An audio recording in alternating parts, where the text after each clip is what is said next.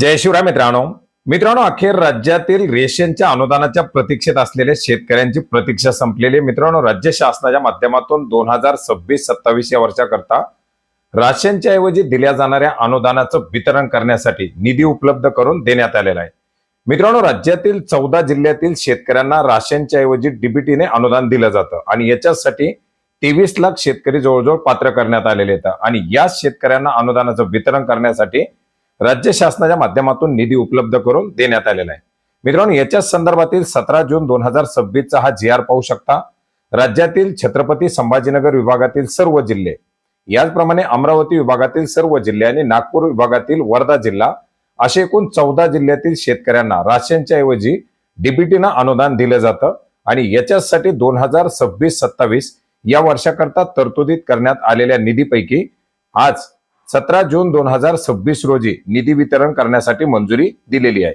मित्रांनो, एकंदरीत आपण जर पाहिलं तर या योजनेच्या अंतर्गत प्रति शेतकरी प्रतिमाह 170 रुपये एवढं अनुदान या ठिकाणी दिलं जातं आणि याच्याच अंतर्गत पात्र असलेल्या लाभार्थ्यांचं हे अनुदान वितरण करण्यासाठी 66 कोटी रुपयाचा निधी हा भारतीय स्टेट बँकेच्या पूल बँक अकाउंटमध्ये वितरित करण्यात आलेला आहे, ज्याच्या माध्यमातून डायरेक्टली लाभार्थ्यांच्या डीबीटीद्वारे बँक खात्यामध्ये अनुदानाचं वितरण केलं जातं.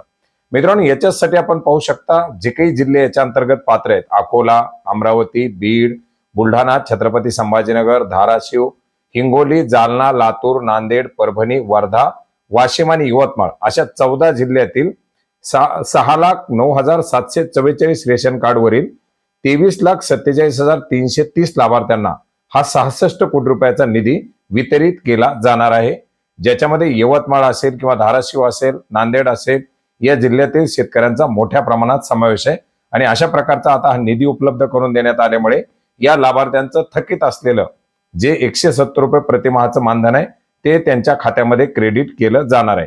आता याच्यामध्ये बरेच सारे लाभार्थी ज्यांची केवायसी झालेली नाही किंवा इतर काही कारणास्तव त्यांचे रेशन कार्ड अपात्र करण्यात आलेले आहेत, अशा बऱ्याच साऱ्या लाभार्थ्यांचे अनुदानाचं वितरण होत नाही.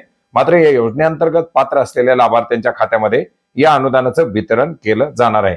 अनुदानाचं वितरण झाल्यानंतर ते ऑनलाईन पद्धतीने कसं तपासायचं याच्याबद्दल आपण यापूर्वीच व्हिडिओ बनवलेला आहे. तुमच्या रेशन कार्डवरील HOF अर्थात हेड ऑफ द फॅमिलीच्या खात्यामध्ये हे रेशनवरील अनुदान ऑटोमॅटिक क्रेडिट केलं जातं. धन्यवाद.